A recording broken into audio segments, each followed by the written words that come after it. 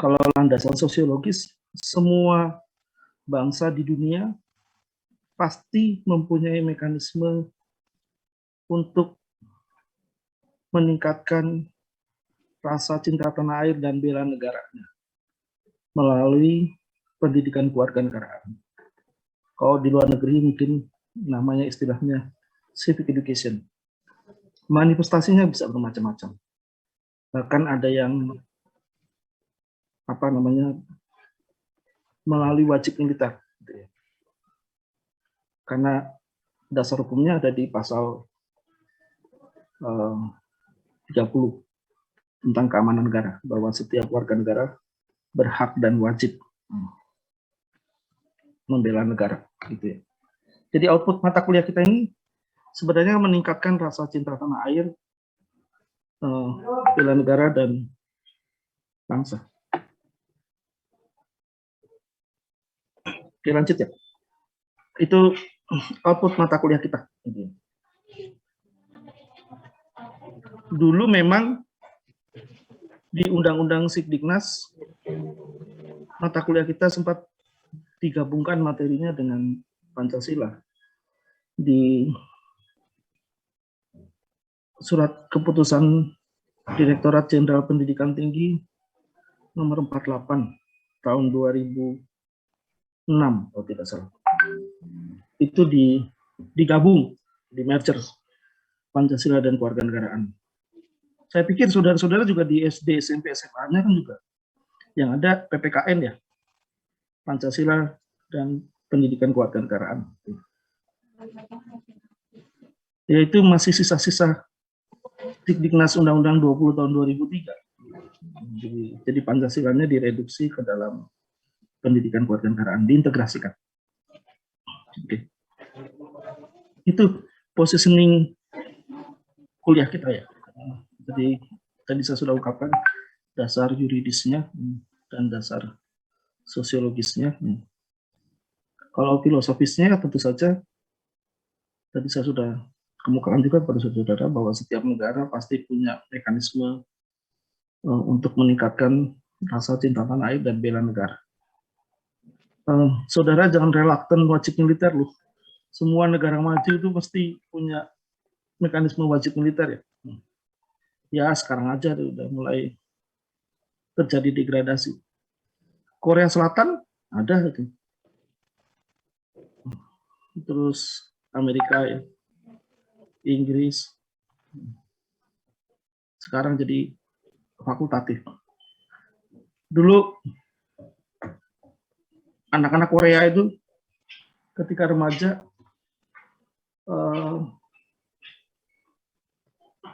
dia tuh disuruh wajib militer, tapi karena takut biasanya pura-pura belajar ke negara lain, padahal itu dia escape saja dari tanggung jawab wajib militer, gitu. Melarikan diri dari tanggung jawab wajib militer, pura-pura kuliah. Banyak ke Indonesia tuh, di UI, pura-pura ikut kuliah BIPA, bahasa Indonesia penutur asing, padahal melarikan diri wajib militer gitu ya. Apalagi yang biduan-biduan K-pop dia pura-pura touring kemana-mana gitu ya, padahal itu wajib militer. Ya wajar juga karena kan Korea Selatan kan berbatasan dengan saudaranya itu Korea Utara. Kim Jong Un tahu sendiri, bikin ulah mulu. Dia tiba-tiba pasang rudal mengarah ke Korsel, wah, panik.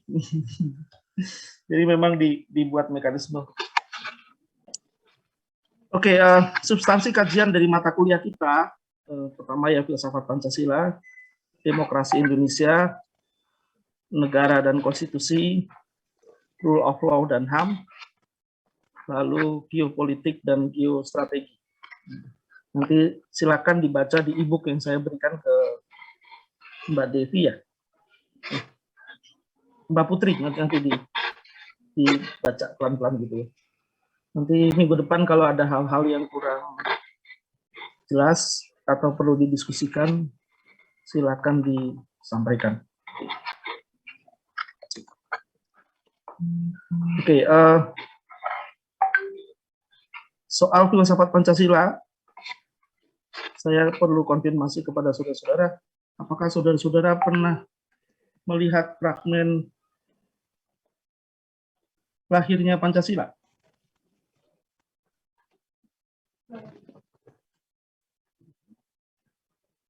Pernah nggak?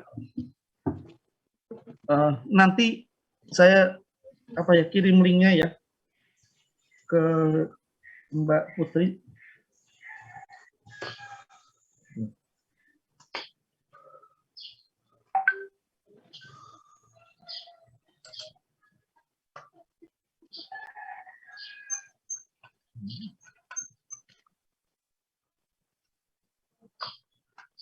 Nah, itu ada video di YouTube yang menayangkan fragmen itu ya sandiwara seputar peristiwa lahirnya Pancasila. Dulu adegan itu diambil dari risalah BPUPKI, risalah Badan Penyelidik Usaha Persiapan Kemerdekaan Indonesia, Lokoricu Jungbicu Sakai, yang pada sidang pertamanya, sidang paripurna pertamanya atau rapat besar kalau misalnya itu istilahnya, dipimpin oleh Dr. KRT Rajiman Widyadiningrat. KRT itu ya Kanjeng Ratu Temenggung, mesti rehen di Yogyakarta. Zaman dulu yang bisa mengenyam pendidikan tinggi hanya kaum bangsawan saja kan. Itulah Belanda melakukan diskriminasi. Jadi zaman dulu yang bisa kuliah itu hanya elit saja, ya, karena keningkatan atau kebangsawanan atau karena kekayaan. Ya. Di luar itu tidak bisa ikut pendidikan tinggi. Boro-boro bisa masuk Stovia, Rehoke School, Tenis Hoke School, masuk HBS saja nggak bisa, masuk Mulo aja nggak bisa. Paling maksimum kalau rakyat biasa, Koloro, yang sekolah guru biasa. Itulah diskriminasi yang dilakukan oleh penjajah pemerintah kolonial Hindia Belanda. Oleh karena itu saudara-saudara patut bersyukur bisa mengenyam pendidikan tinggi. Jadi jaga amanah dari orang tua, dari prodi, dari negara, karena memberi kesempatan kepada saudara untuk menimba ilmu. Itu patut disyukuri dan nanti Anda harus serius menimbanya dan nanti mengamalkannya ketika saudara lulus nanti. Dan aktif nanti browsing-browsingnya. Mungkin ikut PKM, program kreativitas mahasiswa. Di sana ada skema-skema yang bisa saudara manfaatkan dengan baik. Ada penulisan ilmiah, kewirausahaan. Nanti. Siapa tahu nanti kalau Anda lolos, Anda dapat funding, dapat hibah dari negara. Malah nanti pada hakikatnya nanti akan meningkatkan harkat martabat kampus kita. Jadi sekali lagi saudara-saudara aktif ya, browsing di Belmawa Dikti ya, namanya program kreativitas mahasiswa, ada formatnya, nanti template-nya Anda ikuti saja. Misalnya pendahuluan berapa halaman, mungkin ada roadmap-nya, sebelumnya ada metodenya, dan seterusnya. Terus ada pagu anggaran yang diestimasikan. Ikuti saja template yang ada di program itu. Ya, siapa tahu nanti Anda lolos. Ya. Mungkin di antara saudara di angkatan ini kreativitasnya bisa dituangkan oleh gagasan-gagasan nanti dituangkan dalam tulisan ilmiah, dihimpun dalam satu antologi, kumpulan karangan, nanti diseleksi betul, diperbaiki betul, didandani betul ya soal teknis penulisannya ya, kutipan, catatan kaki, bibliografi. Nanti saudara bisa publikasikan ya, sebagai kenang-kenangan dalam perjalanan akademik saudara gitu. Nanti diberi ke jurusan saudara, ke prodi saudara masing-masing. Ya. Nanti ketika di akreditasi malah tinggi nilainya karena ditanyakan itu jumlah publikasi mahasiswa. Nah, saudara berkontribusi di sana, menuangkan gagasan-gagasannya secara konstruktif gitu bagi bangsa dan negara ini. Oke, itu yang perlu saya sampaikan juga kepada saudara di awal kuliah ini. Jadi sekali lagi, tadi saya melalui Mbak Putri ngirim link YouTube fragmen lahirnya Pancasila. Kenapa saya pilih video? Kalau saudara saya suruh baca risalah BPUPKI yang tebalnya 1000 halaman, sudah pusing duluan, malah nanti dijadikan bantal. Jadi kalau nonton YouTube, wah enak. Karena eranya udah begitu, saudara-saudara, eranya generasi milenial. Jadi kalau disuruh reading habitnya itu, aduh, agak susah. 1000 halaman dengan bahasa tahun 45. Waduh, apa gitu. Silakan ditonton aja videonya ya. Bahasanya memang agak apa? Ya, Pak. Agak arkais gitu. Tapi video itu dibuat memang dari risalah gitu. Jadi ada tokoh yang memerankan Dr. Rajiman Bidiningrat, Muhammad Yamin, Ki Bagus Hadikusumo, lalu ada Lim Kun Hian, ada Supomo, dan akhirnya pada tanggal 1 Juni usul dari Insinyur Soekarno. Ya. Itu di Gedung Pejambon, Gedung Pancasila. Kalau sekarang letaknya di Kemenlu, Kementerian Luar Negeri, di dekat Gambir sana. Itu Gedung Pancasila. Jadi gedung tempat dirumuskannya Pancasila oleh para pendiri negara kita. Saya nggak pakai istilah founding father, saya hindari. Kita pakai bahasa Indonesianya sajalah, pendiri negara, jangan gaya-gayaan. Kenapa untuk Indonesia tidak tepat kalau pakai istilah founding father? Karena ada ibu-ibunya juga. Ibu Maria Ulfa. Masa founding father and mother? Repot juga. Lebih baik ya sudahlah. Pendiri negara, that's all. Lebih tidak bias gender. Kalau di Amerika wajar pakai istilah founding father, laki semua, nggak ada ibu-ibunya. Kalau di kita kan ada Ibu Maria Ulfa yang menulis risalah itu dengan aksara tulisan stenografi, tulisan yang dipakai oleh para wartawan untuk menulis cepat. Oke. Itu sudah saya sampaikan melalui teman saudara ya, video, e-book, dan PPT. Nanti saudara silakan pelajari PPT, e-book, dan nonton video. Ya, masa kita belajar Pancasila tapi nggak pernah tahu apa yang diucapkan Bung Karno pada tanggal 1 Juni. Sebenarnya itu rapat dari tanggal 28 sampai 1 Juni. Dalam rapat itu ditanyakan oleh Tuan Kaitio. Tuan Kaitio itu pimpinan sidang pakai bahasa Jepang. Pertanyaannya adalah di atas dasar apa kelak negara kita didirikan. Muhammad Yamin karena Indolog, ahli budaya gitu ya. Beliau menyampaikan bahwa syarat terbentuknya negara ada penduduk, wilayah, pemerintahan berdaulat. Lalu beliau menyampaikan ke aspek historis. Dulu negara bangsa yang pertama dibangun dengan prinsip kedatuan. Kedatuan itu maksudnya keratuan, keraton, kerajaan.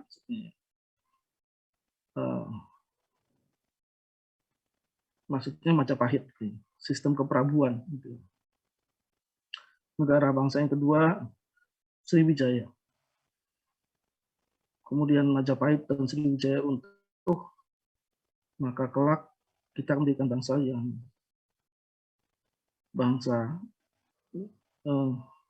istilahnya negara bangsa ketiga. Ya, kemudian Indonesia.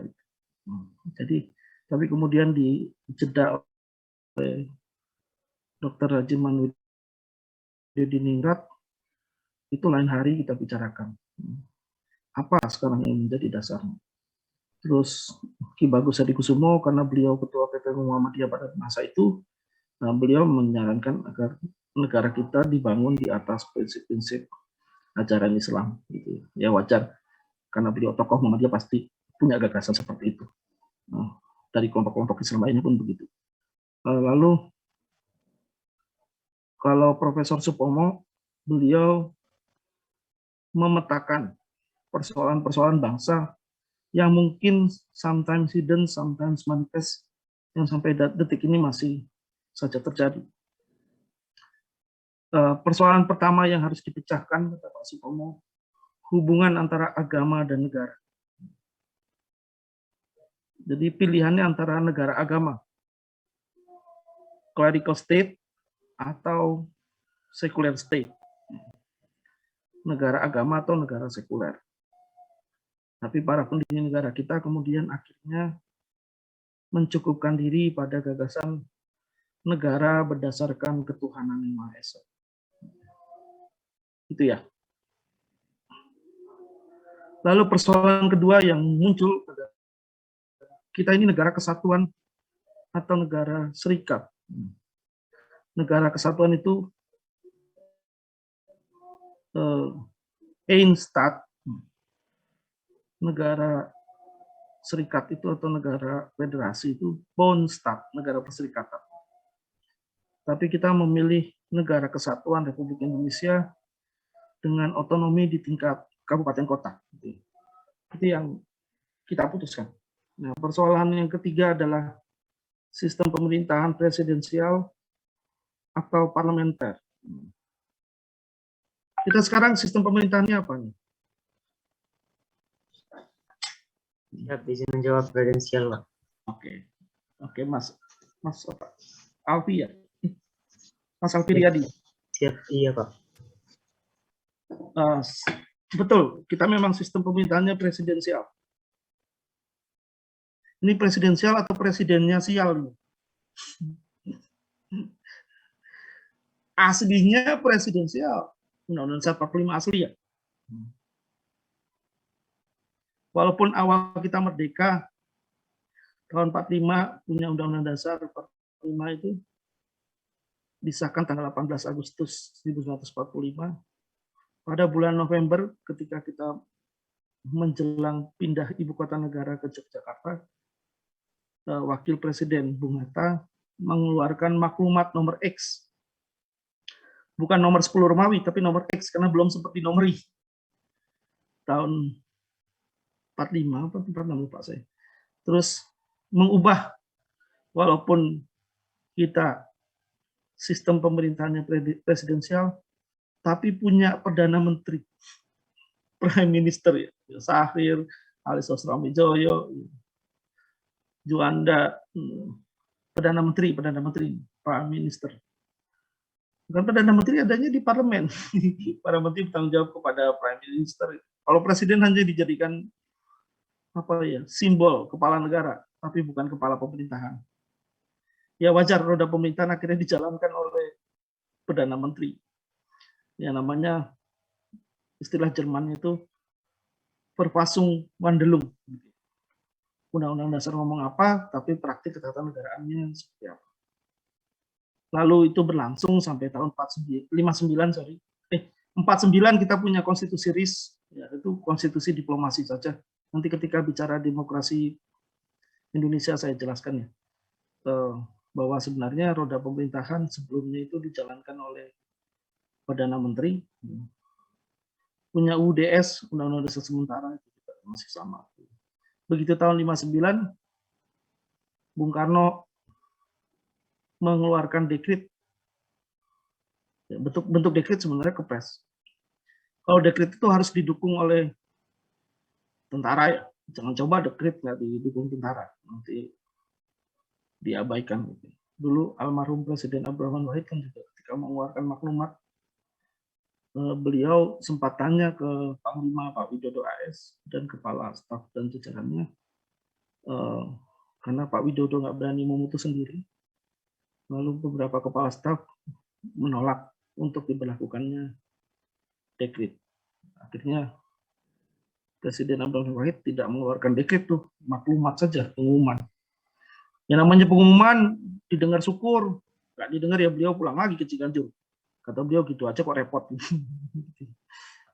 Almarhum Presiden Gus Dur tuh, beliau tuh tidak pernah melanggar konstitusi. Jadi apaan itu Pak, membubarkan DPR? Tidak.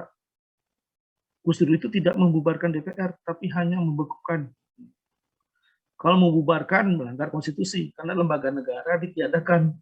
Tapi kalau dibekukan kan personalianya saja, orangnya saja yang dianggap taman kanak-kanak. Makanya dibekukan. Nah, tapi kadang-kadang wartawan suka salah kutip, menganggapnya dibubarkan. Kalau baca teliti sih beliau tidak melanggar konstitusi dalam perjalanan hidupnya sebenarnya. Oke, tapi ini bukan kuliah pokok ya, hanya informasi tambahan saja sebagai perjalanan bangsa ini ke depan. Mungkin nanti suatu saat bisa saudara petik hikmah. Tadi saya berseloroh, kok Bapak ngomong presidennya sial, maksudnya apa Pak? Maksudnya gitu, saudara kejar gitu. Tapi ini bukan ungkapan ilmiah ya. Kenapa seperti itu? Sekarang Pak Presiden kita itu kalau mengangkat Panglima, mengangkat Kapolri, menerima duta besar, mengangkat duta besar, semua persetujuan DPR nggak? Persetujuan DPR. Berarti masih presidensial nggak tuh? Waktunya respon. Kenapa? Tidak, Pak. Ceritanya presidensial, tapi praktiknya semua persetujuan DPR. Kalau presiden DPR-nya nggak minta travel check ke Wanipiro, repot. Mau ngangkat gubernur BI misalnya, tiba-tiba anggota komisinya ada travel check-nya nggak? Sekarang udah nggak ya. Dulu saya cerita dulu suka ditangkap KPK, kan sering dengarkan ceritanya kan, tiba-tiba ditangkap karena memberikan gratifikasi travel check dalam rangka promosi jabatan tertentu. Jangan sampai ya, astagfirullah, nanti Anda masuk neraka kalau menerima gratifikasi. Perlu saya sampaikan kepada saudara-saudara bahwa ukuran keberhasilan hidup itu bukanlah cuma materi yang saudara miliki. Misalnya rumah mewah, properti banyak, mobil mewah. Itu semua nggak ada gunanya. Cuma hiasan dunia saja. Betul nggak? Keberhasilan itu adalah keberkahan hidup. Di keluarga besar saya itu mungkin yang paling bersahaja ya hidupnya saya.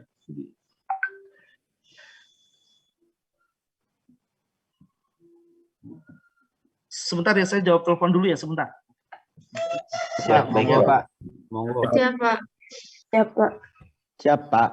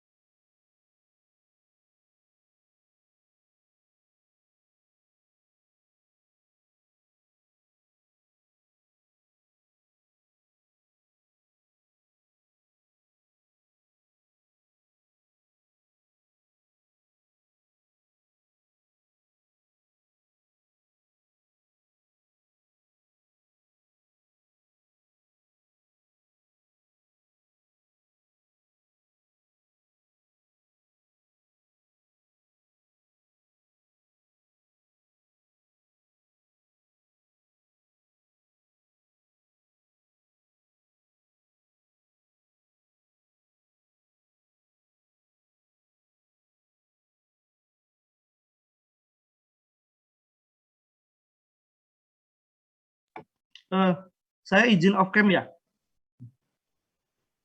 Siap, Siap, Pak. Pak. Pak.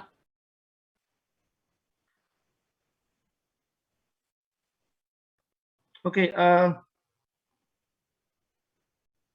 nanti persoalan bangsa yang ketiga yang dikemukakan oleh Pak Supomo itu tentang kita negara yang menganut sistem pemerintahan presidensial dan parlementer, saya cukupkan saja perdebatan tentang hal itu. Walaupun kita sistemnya presidensial, tapi sekarang Anda bisa lihat sendiri, kalau Pak Presiden berkunjung di satu daerah, belum tentu gubernur dan bupatinya ada. Yaitu persoalan tersendiri itu dalam perjalanan demokrasi kita. Mengubah paham yang berdaulat seluruh rakyat menjadi kedaulatan daerah, menjadi raja-raja kecil di daerah-daerah. Gitu ya. Ada yang mau ditanyakan nggak soal ini?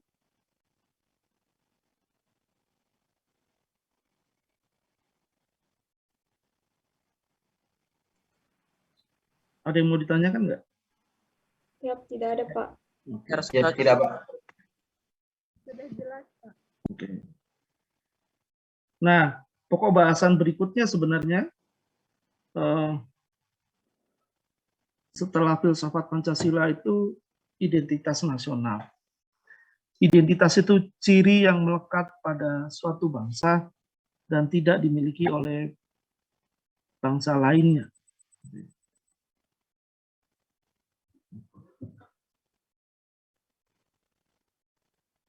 Misalnya apa? Bendera. Walaupun bendera kita kadang-kadang ada yang mirip dengan Monaco ya. Lagu kebangsaan Indonesia Raya, lambang burung Garuda Pancasila, negara, terus apa ya, bahasa serta kebudayaan itu merupakan identitas nasional. Para pendiri negara kita itu jago sekali membuat apa ya, simbol-simbol nasional icon. Misalnya apa? Yang paling sederhana aja. Nanti saudara-saudara sekalian di rumah sudah punya peci hitam belum? Kopiah. Peci hitam bagi laki-lakinya itu itu simbol kepala. Kopiah itu bahasa Arab artinya kepala. Pemimpin seluruh dunia tahu kalau ada orang pakai peci hitam. Anda jalan kemanapun, wah mesti dari Indonesia. Betul nggak? Karena cuma kepala negara Indonesia yang punya ciri khas pakai peci hitam. Luar biasa nggak? Nah, itu Bung Karno itu bisa menciptakan national icon. Ya sekarang kalau saudara nanti dikasih amanah, ya dia sumpah menjadi pejabat, siap-siap tuh pakai peci hitam. Jadi saya peci hitam cuma dipakai waktu akad nikah doang, nggak sehari-hari, males. Walaupun saya menjabat ya kabak malu, ya udahlah nggak usah, jangan disumpah lah, berat soalnya. Dulu almarhum Presiden Soeharto juga nggak mau disumpah, yang sumpah juru sumpahnya gitu. Beliau dulu kan kejawen nih. Terus kata Jenderal Nasution, kalau nggak mau disumpah nggak jadi presiden. Nah, mau juga akhirnya disumpah. Ada aja. Oke, saya sengaja biar nggak terlalu serius kuliah kita pagi ini. Jadi diselingi dengan guyon. Oke. Itu identitas nasional. Jadi sekali lagi ciri yang melekat pada satu bangsa dan tidak dimiliki oleh bangsa lain. Jadi cuma Indonesia yang punya burung Garuda Pancasila ya. Lalu cuma Indonesia yang lagu kebangsaannya Indonesia Raya, nasional anthemnya. Kalau Malaysia lagu kebangsaannya apa? Ada yang tahu nggak di kelas ini?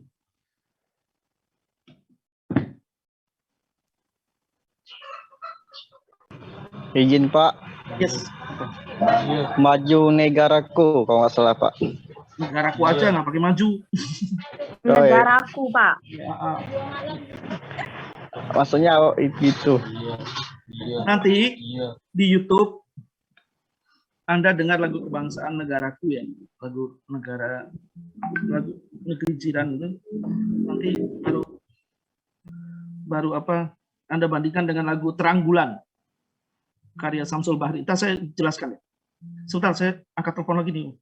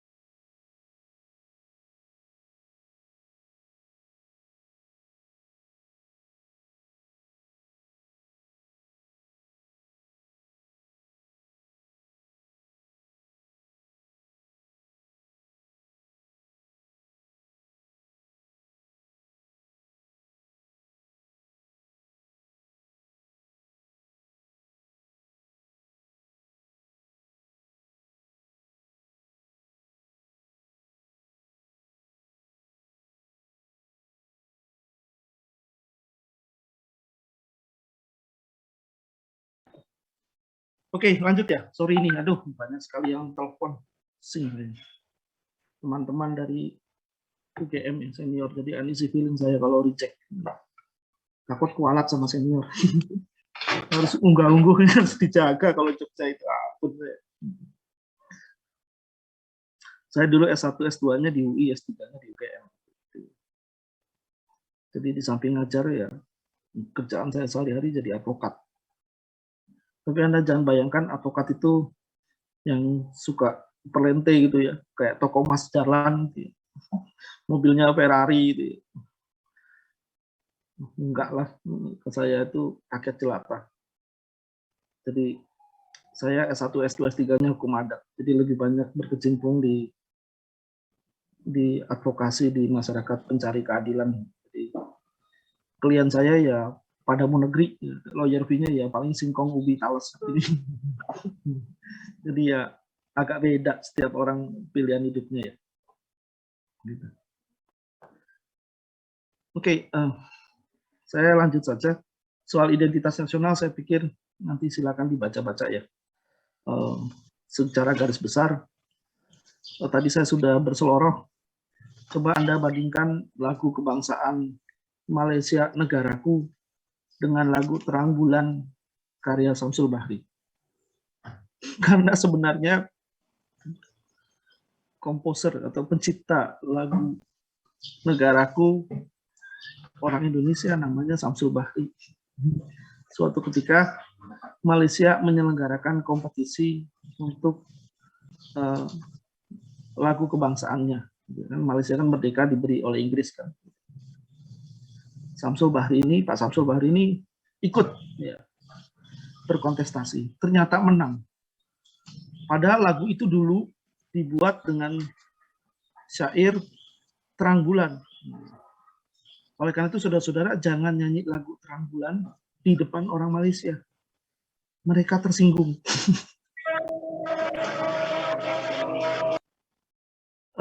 Kalau lagu kebangsaan Terang Bulan itu begini liriknya, terang bulan teranglah di kali, buaya timbul disangkanya mati, jangan percaya mulut laki-laki, lain di mulut lainlah di hati. Itu lagu kebangsaan Malaysia itu.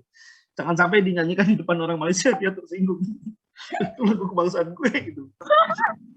Jadi ya orang Malaysia itu nggak boleh sombong. Lagu kebangsaannya kita yang bikin kok gitu. Ipin Upin juga yang bikin orang Indonesia tuh, orang Surabaya. Tapi kan enggak. Sinias kita kemplung ya akhirnya disambut oleh Malaysia malah jadi ngetop Ipin Upin itu ya. Yang didanai oleh Prancis itu. Proses kreatifnya, animasinya itu. Sebenarnya advance dari film boneka si Unyil, cuma sekarang kan teknologinya animasi ya jadi kartun. Sayang, padahal itu kan Ipin Upin itu pendidikan kewarganegaraan bagi masyarakat Malaysia. Karena konfigurasi masyarakat Malaysia itu ada yang keturunan India, Charjit Singh, betul nggak? Raju, terus turunan Betul, Tamil, Uncle Mutu,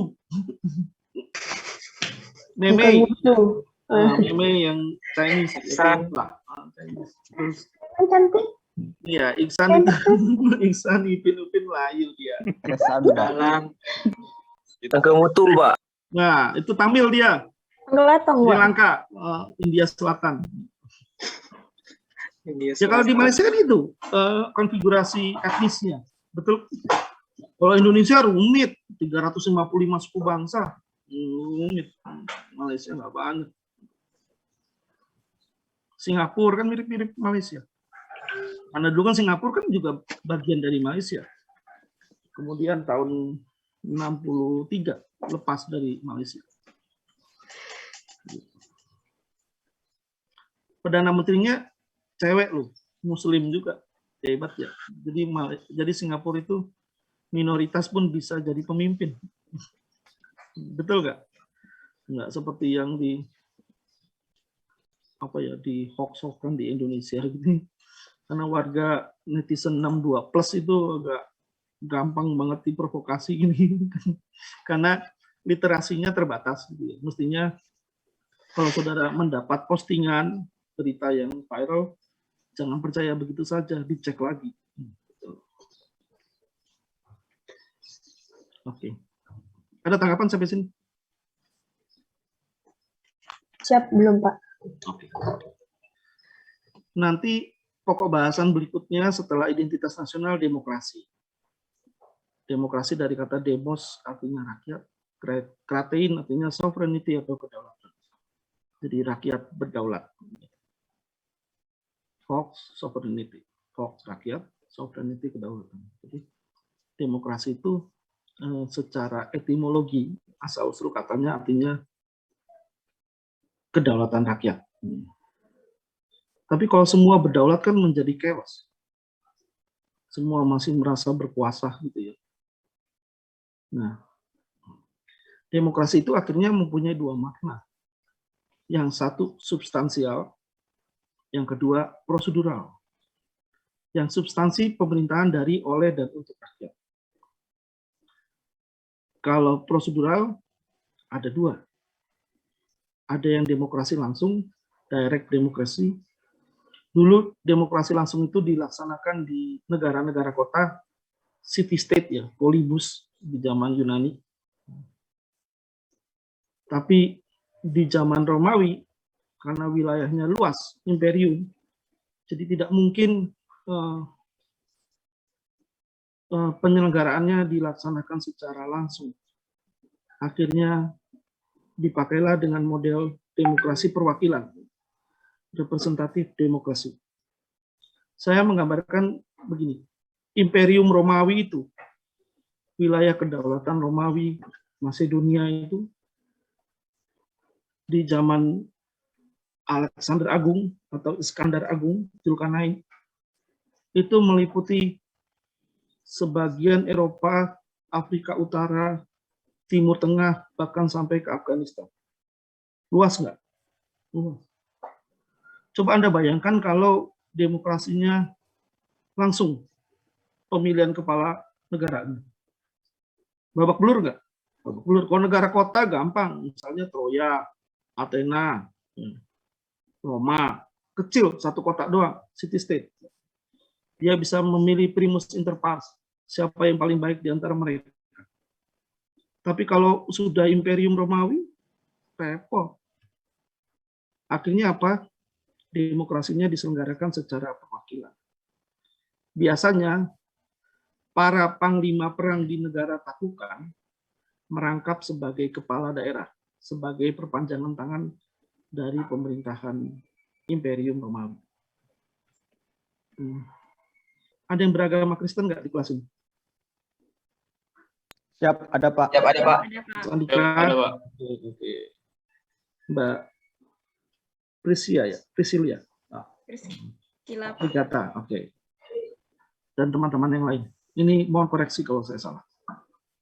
Di zaman Yesus Kristus itu, wilayah Israel, Yahudi pada masa itu, kan merupakan bagian dari jajahan Imperium Romawi. Dipimpin oleh Pontius Pilatus. Betul nggak? Ya, betul Pak. Jabatan Betul, Pontius Pak. Pilatus apa?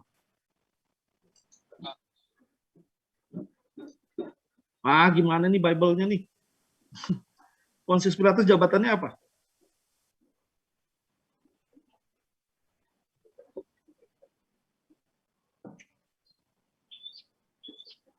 Gubernur Jenderal.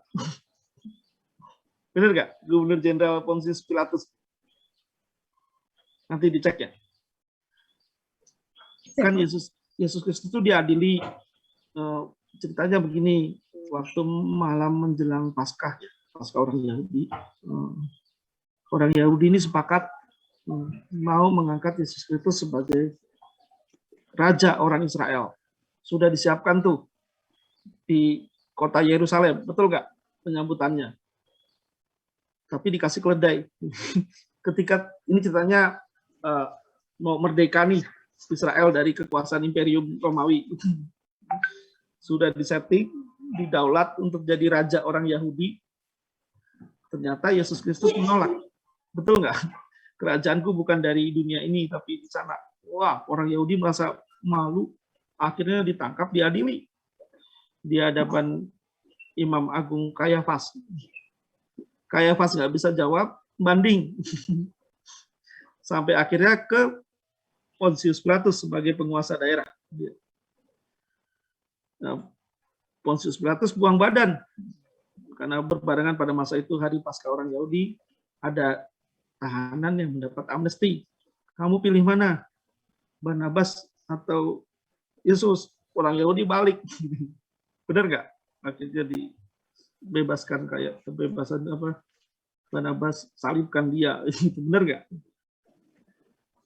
Tapi yang saya maksud adalah bahwa di masa itu Imperium Romawi, ya maksud saya, wilayah Yahudi pada masa itu di bawah kekuasaan Imperium Romawi yang dipimpin oleh Gubernur Jenderal. Dia itu jenderal, panglima perang di negara taklukan, tapi merangkap sebagai kepala daerah, gubernur. Kita juga gitu kan, wilayah Nusantara dulu yang begitu luas ini dipimpin oleh Gubernur Jenderal yang berpusat di Batavia. Ya karena wilayahnya terlalu luas. Jadi nggak mungkin. Anda bayangkan di tahun itu kalau pemilu langsung, gimana tabulasi datanya? Gotong-gotong logistik pemilu, naik ontak, naik kuda, kapan sampainya gitu. Jadi ya mau nggak mau ya biar simple, para panglima perang di negara taklukan dijadikan apa? Kepala daerah. Di era pemerintahan Presiden Soeharto juga begitu kan, dengan konsep kekaryaan. Jadi beberapa daerah itu dipimpin oleh purnawirawan, misalnya provinsi minimal bintang 1, bintang 2, mantan Pangdam, mantan Kapolda. Terus bupati wali kota purnawirawan kolonel. Bahkan sampai camat itu purnawirawan letnan, desa juga gitu. Ya, demi stabilitas, demi apa, keamanan. Jadi para purnawirawan itu dikaryakan untuk stabilitas keamanan. Tapi nanti kita kuliah khusus secara panjang lebar ya. Oke. Ada pertanyaan nggak?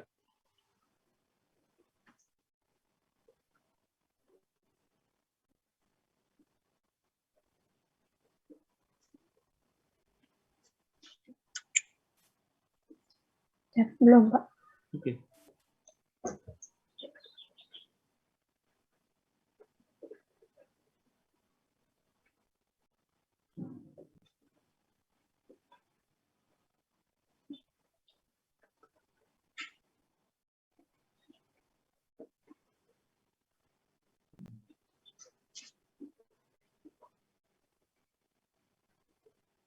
Oke, saya pikir kuliah pengantarnya cukup ya.